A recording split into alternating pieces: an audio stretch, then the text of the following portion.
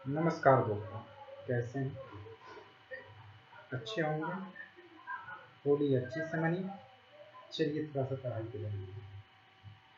तो बच्चों स्टार्ट करते हैं आज हम जीएसटी। जीएसटी जैसे नाम से ही पता चल रहा है, गुड्स एंड सर्विस सभी को नाम।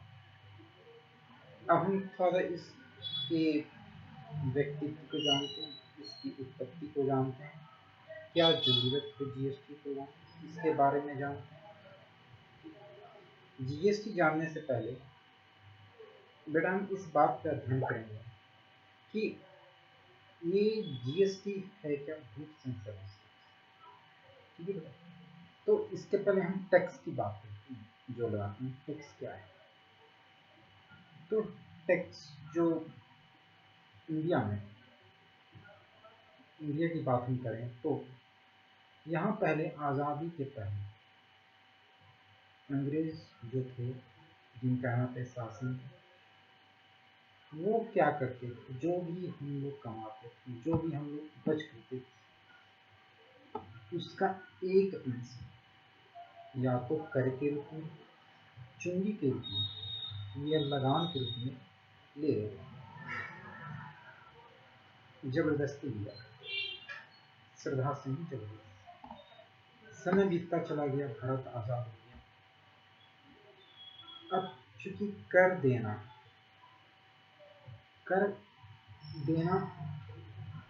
सरकार को कर देना, क्यों कर देना कि कर जो होता है बच्चों, ये सरकार की इनकम है, आय का स्रोत है। जो भी गवर्नमेंट ये करती है, इंफ्रास्ट्रक्चर डेवलपमेंट करती है, स्कूल कॉलेज बनवाती है, या जो भी खर्च होता है आप, वो एक समझा जाए तो बेटा ये आप जनता की पैसा, आपके पैसों को ही सरकार आपकी जेब पर खर्च करेगी।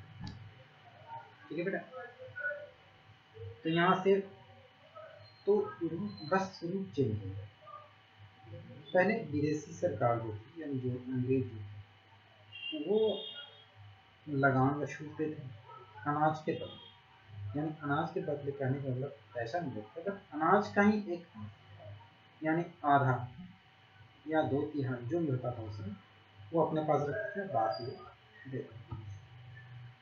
अब यही रूप चेंज हुआ। उस समय जोर जबरदस्ती लगती है, इस समय श्रद्धा से देते हैं, गवर्नमेंट लेती है और खर्च करते हैं। ये कब भारत आज़ाद हुआ होने के बाद 1960 इनकम टैक्स एक्ट आया। लागू कब से हुआ? 1962 फर्स्ट अप्रैल से लागू। उस समय क्या आया था? इनकम टैक्स यानी आय पर कर। तो आय पे कर जो 1962 से लागू। ठीक। अब कर का मतलब समझ में आ गया। अब आते हैं गुड्स एंड सर्विस, वस्तु एवं सेवा एवं कर।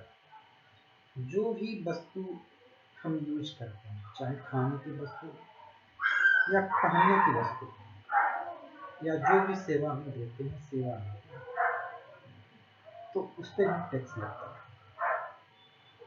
उस पर भी कर लगता है, कहना जरूरी है। पहले वस्तु से अलग लगता है, सेवा पे अलग लगता है।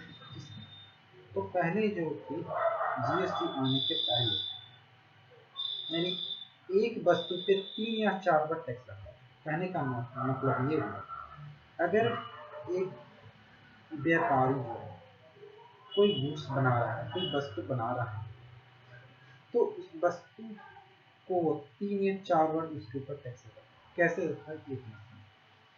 वस्तु बनाने, कोई भी चीज बनाने, कोई भी वस्तु बनाने के लिए वो बाहर से वो गुड्स खरीद के लाया, कच्चा माल जिसको कहते हैं, रॉ मटेरियल बाहर से मंगाया। तो मंगाने के बाद उस पर टैक्स, एक टैक्स उसने वहां पे कर दिया। फिर दूसरा टैक्स लाया कहाँ?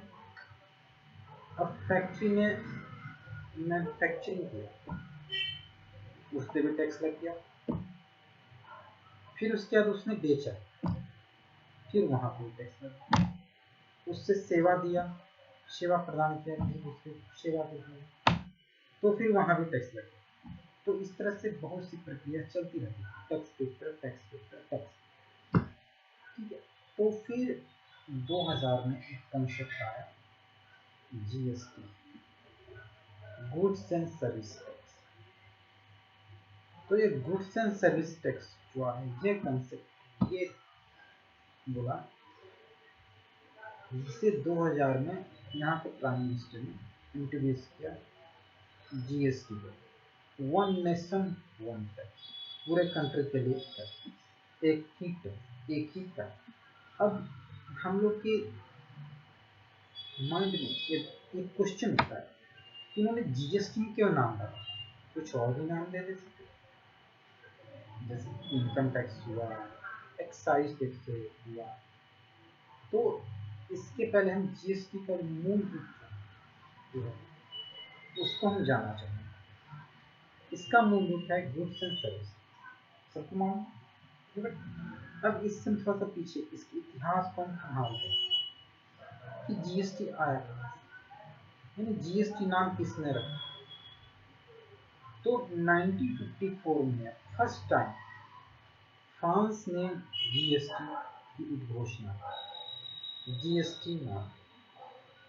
उसके बाद 1994 में चाइना ने, और फिर 2000 में इंट्रोड्यूस किया, भारत सरकार ने इंट्रोड्यूस किया, लागू नहीं हुआ उस समय से, 2000 में लागू नहीं हुआ, ओनली कंसेप्ट लाया जीएसटी का, कमेटी पे डिजाइन करने के लिए बोला कि भाई जीएसटी मॉडल तैयार करो कंट्री के।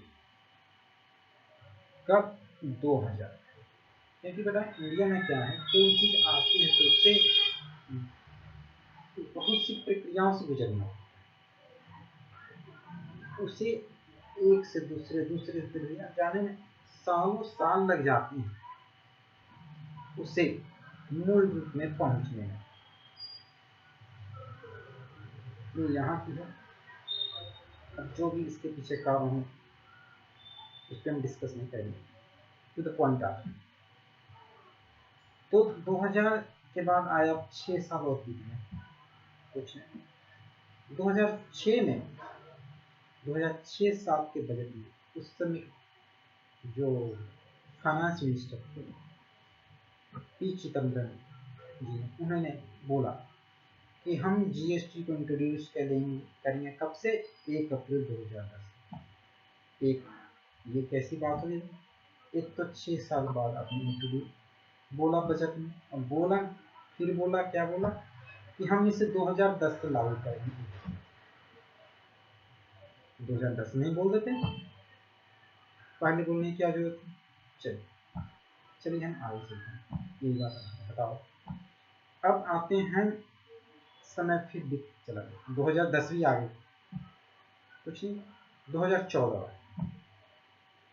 अब 2014 में एक लोकसभा में बिल इंट्रोड्यूस किया गया, अमेंडमेंट किया गया बिल में, कौन सा? 122nd अमेंडमेंट इंट्रोड्यूस किया 2014 में। अभी बिल इंट्रोड्यूस हुआ,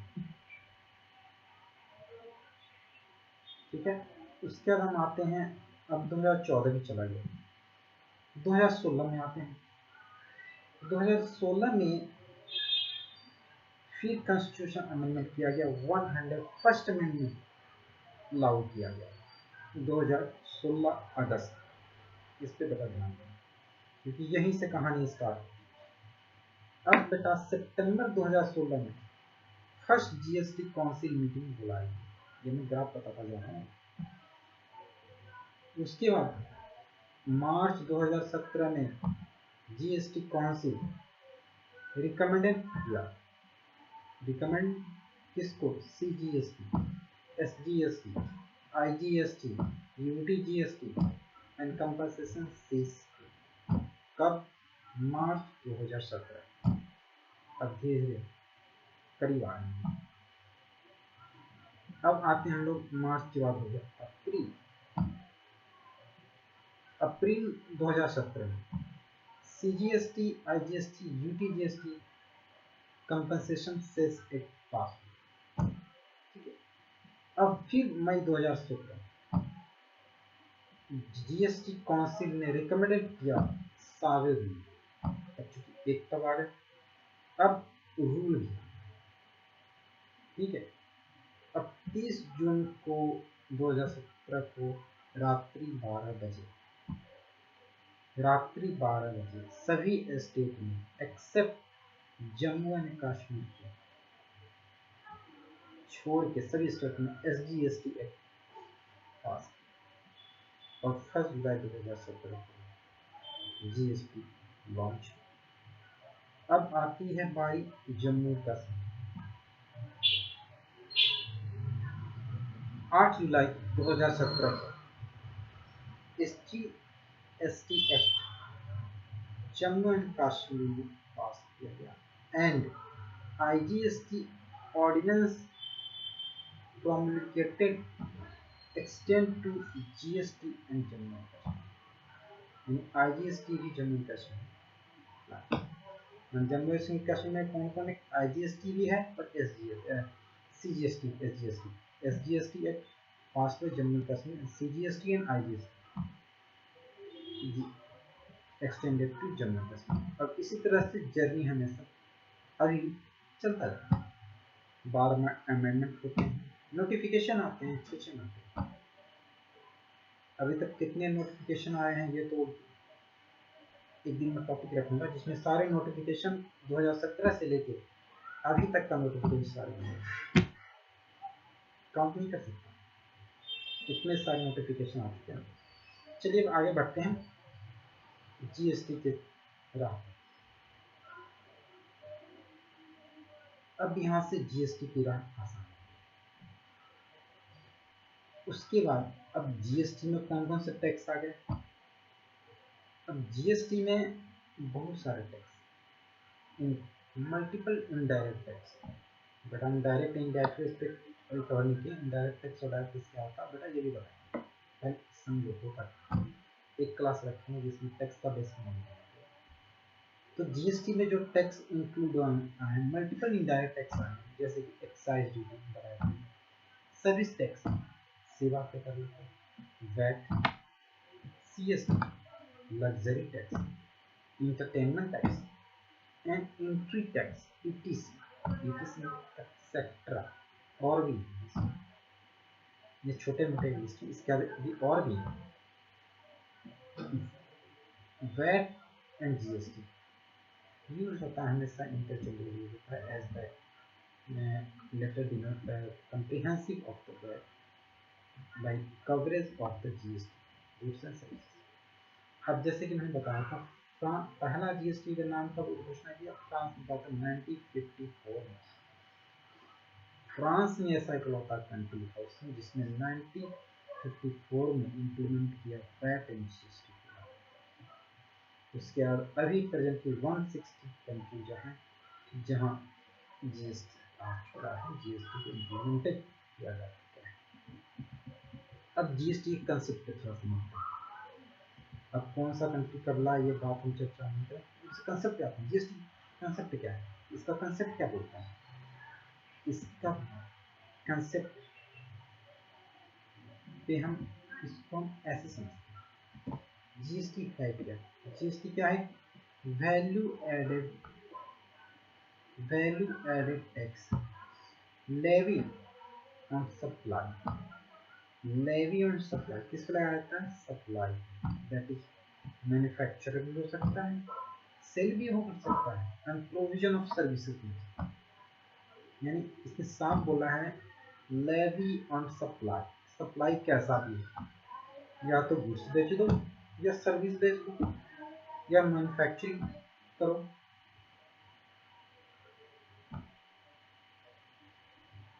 है ना?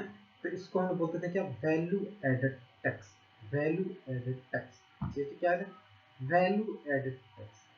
अब आगे दूसरा point, GST offer comprehensive and continuous change of tax credit from the producer point and service provider points up to the retailer level and consumer level, thereby taxing only the value added at each stage of supply chain। and प्रत्येक stage पर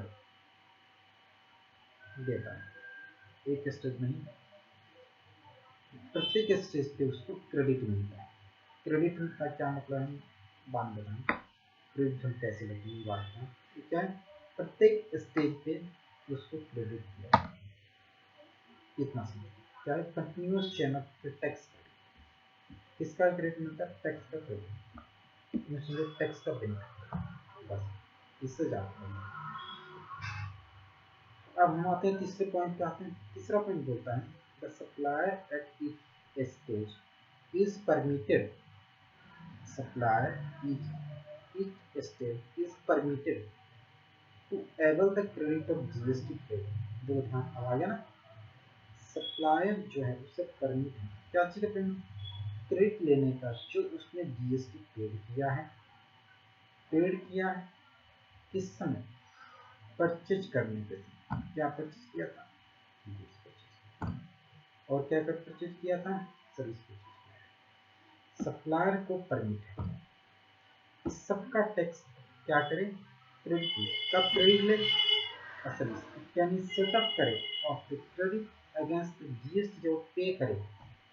जब supplier है naturally goods पे huge मात्रा में tax पे करे, तो जो उसने पहले जो टैक्स दिया उसको इस सारे टैक्स से सेटअप करना, यानी इस परचेज वाले टैक्स को आउटपुट से सेटअप करना, इसे हम कहते हैं टैक्स क्रेडिट। ठीक है। अब क्या हुआ, जीएसटी अब आता है नो कैस्केडिंग। अब कैस्केडिंग इफेक्ट इसे हमने नहीं बताया था आप लोगों को, पहले बता देता आपको कंफ्यूज होता क्या। अब यहाँ से समझिए कैस्केडिंग इफेक्ट, जिससे जीएसटी क्यों आया। अब जब जीएसटी नहीं था उसके पहले से ये क्या होता है, यानी तो value added at each stage is tax under GST. जो वैल्यू एडिशन जो होता है उस पे ही टैक्स लगता है GST. No tax on cascading, no tax on tax, यानी कोई टैक्स के ऊपर टैक्स नहीं लगता है, जो वैल्यू एडिशन होगा उसी पे लगता है, यानी कि कोई भी इसके ऊपर कैस्केडिंग इफेक्ट नहीं है। The same can be understood, इससे हम लोग एक एग्जांपल दे सकते हैं। वैल्यू एडिशन क्या है, जैसे कि एक मैन्युफैक्चरर है, कोई गुड्स ने परचेज किया, कॉस्ट पे कितने, गुड्स की कॉस्ट कितनी है 1,00,000 रुपए, उस पे इसने टैक्स कितना लगाया 18%। और ये गुड्स किसके पास चला गया? डिस्ट्रीब्यूटर के पास। ध्यान रखना। अब डिस्ट्रीब्यूटर का कॉस्ट कितना था 1,00,000, तो डिस्ट्रीब्यूटर ने क्या किया, इसमें अपना उसमें प्रॉफिट जोड़ दिया 11,000, कुछ भी वाटेवर अमाउंट, कोई भी अमाउंट उसने जोड़ दिया। अब जो उसने सेल जब किया तो 1,11,000, इस पे कितना टैक्स लगाना है 18%, 18%। तो जो टैक्स जो आया इसका 20,000, और उसमें चूंकि इसने किससे लिया था, मैन्युफैक्चर से जो माल परचेज किया था उस पर इसने टैक्स कितना दिया था 18%। अब उस 18% 18,000 को 20,000 से घटा दें, यानी तो कितना इनपुट टैक्स मिला, क्रेडिट 18,000 का क्रेडिट मिला, बेनिफिट मिला। और जो बचा हुआ जो आइटम हुआ वो टैक्स पे गवर्नमेंट करता है, यानी टैक्स ओरिजिनली किस पे कर रहा है, वैल्यू जो एडिशन इसमें किया है, जो उसने परचेज में प्रॉफिट जो ऐड किया है उस पे ही टैक्स से पे कर रहा है, ऐसे समझो। यानी 11,000 का 18% कितना हुआ 2,400, यानी मोटा मोटी उसने जो वैल्यू एडिशन किया, जो प्रॉफिट जोड़ा उसी पे तो टैक्स दिया, टोटल पे तो टैक्स दिया ही, लेकिन परचेज जो किया उस पर टैक्स दे रखा था, उस टैक्स को उसने सेल्स करने के समय इस आउटपुट में से इनपुट को घटा दिया। अब ये प्रक्रिया कंज्यूमर तक जाती है और सारा बर्डन किसके ऊपर पड़ता है, सारा टैक्स का बर्डन कंज्यूमर पर पड़ता है। मैन्युफैक्चर ने अपना माल बेच दिया डिस्ट्रीब्यूटर को, डिस्ट्रीब्यूटर ने बर्डन ट्रांसफर किया रिटेलर का, सारा बर्डन जो वैल्यू एडिशन जो होता है कंज्यूमर के लिए वो मिल हो जाता है, तो सारा टैक्स वो ही पे करता है। जो भी एक गुड्स जो बनती है ना तो इससे इनपुट ले सकता है, कुछ नहीं कर, बस यानी सारा बड़े कंज्यूमर को ही करता है। मान लो कि मैं एक मोबाइल, ये मेरे मोबाइल, ठीक है, मोबाइल मैंने परचेज किया, ठीक है, इसका वाटेवर तो मानो कि ये हम इस मोबाइल जो डिस्ट्रीब्यूटर जो थे यानी जिसने इस मोबाइल को बनाया मैन्युफैक्चर, उस समय इसकी कॉस्ट कितनी थी? 1500। 1500 रुपये। उसने इस पर टैक्स कितना लगाया? 18%। अब 18% टैक्स लाके इसने दे दिया डिस्ट्रीब्यूटर। कॉस्ट इसका कितना था? 1500। अब डिस्ट्रीब्यूशन में क्या की सोचा, अब इसमें उसने अपना 200 रुपया प्रॉफिट लगा, वो कितना गया? 1700। और उसने प्रॉफिट लगाने के बाद उस पर टैक्स कैलकुलेट किया और जो उसने 18% दिया तो उसको आउटपुट वाला से लेस कर दिया। अब ये पहुंचा रिटेलर के पास। रिटेलर के पास वैल्यू कितनी हुई इसकी? 15 दो 1700 प्लस रिटेलर ने अपना प्रॉफिट ऐड कर दिया इसमें 2000। अब मोबाइल की कीमत कितनी होगी मार्केट में? 3700 रुपये। अब उसने भी 18% अपना ऐड कर लिया रिटेलर के पास। अब ये रिटेलर के पास जब उसने अपना प्रॉफिट ऐड किया 18% ऐड करने के बाद, अब जब कंज्यूमर जो था उसके पास से पूरी जो वैल्यू इसकी हो गई 5 से 6 हज़ार का। तो जो टैक्स एडिशन जो हुआ टोटल बर्डन किसके पास आ गया? स्टार्टिंग से लेकर लास्ट तक का टोटल जो बर्डन आ गया ये कॉस्ट टैक्स का बर्डन कंज्यूमर के पास। तो ये प्रक्रिया हमसे चलती रहती है, चाहे कोई भी गुड्स हम परचेज करें तो वहन किसको करना पड़ता है? कंज्यूमर को करना पड़ता है। तो बेटा हम आते हैं नीड्स फॉर जीएसटी में। अब जीएसटी में कि नीड अब क्यों इंडिया में पड़ गई? अब पहले के टैक्स में क्या कमी थी, अब क्या जरूरत था कि जीएसटी लाया जाए? कुछ कमी थी, कुछ डिफिशिएंसी थी। किसमें? वैल्यू एडेड टैक्सेशन में have lead to goods and services, जिसको गुड्स एंड सर्विस टैक्स बोला है। वैट के अंदर कुछ कमियां क्या थी हम डिस्कस करेंगे, पॉइंट बाय पॉइंट इसका हम डिस्कस करेंगे नेक्स्ट चैप्टर में। तब तक के लिए गुड नाइट, सब बात। Thank you.